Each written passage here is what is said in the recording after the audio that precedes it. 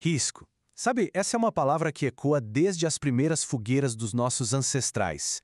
É uma força que moldou impérios, que moldou decisões pessoais. Mas como essa ideia que é tão fundamental para a nossa sobrevivência mudou ao longo de 10 mil anos? Bom, é essa jornada que a gente vai fazer juntos agora.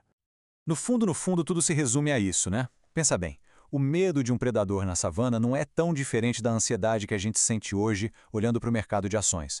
A pergunta é a mesma. Como é que a gente decide o que temer?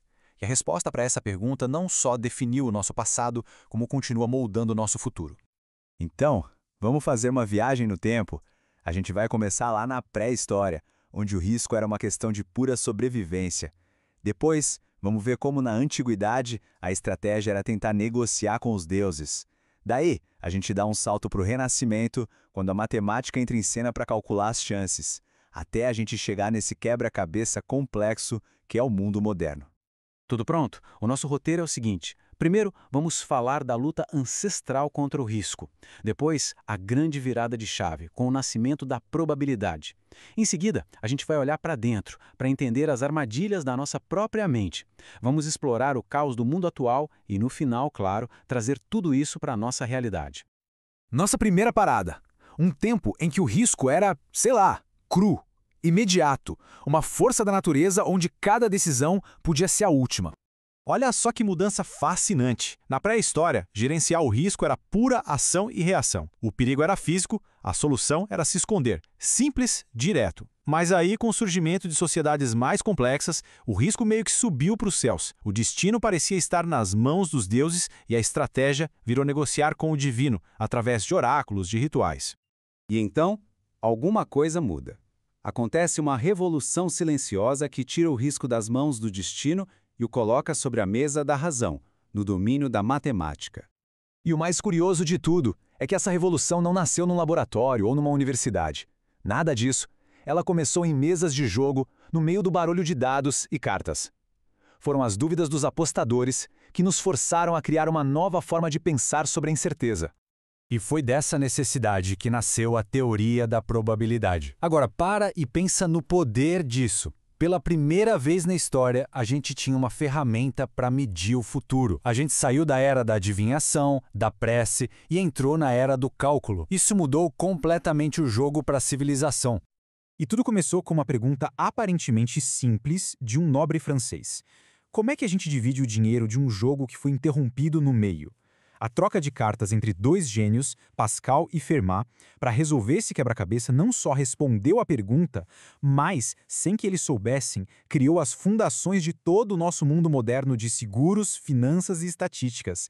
Incrível, né? Agora a gente vai dar o nosso segundo grande salto. E dessa vez o foco não está no mundo lá fora, está aqui dentro. A gente descobriu que talvez a maior fonte de risco seja a forma como o nosso próprio cérebro funciona. O psicólogo Daniel Kahneman mostrou que nosso cérebro tem tipo 2 modos. O sistema 1 é o nosso piloto automático, rápido, intuitivo, emocional. Já o sistema 2 é o piloto consciente, lento, analítico, cuidadoso. O problema é que, para economizar energia, a gente vive a maior parte do tempo nesse piloto automático, e é aí que os erros de julgamento acontecem. Um desses erros clássicos é a tal da aversão à perda. A ideia é bem simples, na verdade. A dor de perder R$ 100 é psicologicamente muito, mas muito mais forte do que a alegria de ganhar os mesmos R$ 100. Pensa no investimento. Esse medo faz a gente vender uma ação que caiu um pouquinho, por puro pânico, mesmo que a lógica diga para esperar. É um viés que nos deixa conservadores demais e, com isso, a gente perde grandes oportunidades. Outra armadilha mental perigosa é o viés de confirmação. A gente adora estar certo, né? Por isso, a gente tende a procurar e dar mais valor àquelas informações que confirmam o que a gente já acredita. Se alguém acha que uma empresa vai quebrar, essa pessoa vai procurar só as notícias que provam isso, ignorando todas as outras que mostram o contrário. Isso cria uma bolha perigosa que nos deixa cegos para a realidade. E para fechar essa trinca de vieses, temos o perigoso excesso de confiança. Quase todo mundo acha que dirige melhor que a média ou que suas ideias de investimento são geniais. Essa tendência de superestimar nossas próprias habilidades nos faz ignorar os riscos. A gente acredita que, comigo não vai acontecer, e é exatamente aí que o perigo mora. E toda essa bagagem, toda essa psicologia nos joga de cabeça no mundo de hoje. Um mundo onde o risco mudou de cara mais uma vez e os mapas antigos simplesmente não servem mais para a gente navegar. Durante anos, a gente descreveu o mundo como VUCA, volátil, incerto, complexo e ambíguo. Só que esse termo já não parece suficiente. Agora a gente entrou na era Bunny, um mundo frágil, onde sistemas que pareciam sólidos podem quebrar do nada. Ansioso, com uma sensação constante de urgência. Não linear, onde causa e efeito já não são tão claros. E, por fim, incompreensível, onde a lógica tradicional parece que não se aplica mais. E é nesse mundo Bunny que surge a figura do cisne negro. E aqui não estamos falando de riscos comuns, estamos falando daqueles eventos que ninguém prevê, que têm um impacto gigantesco e que, depois que acontecem, todo mundo vira e fala, mas era óbvio. A crise financeira de 2008, a pandemia, a própria internet, são todos cisnes negros que viraram o mundo de cabeça para baixo. Então, qual é a resposta para um mundo tão imprevisível? A chave não é tentar prever o que não dá para prever.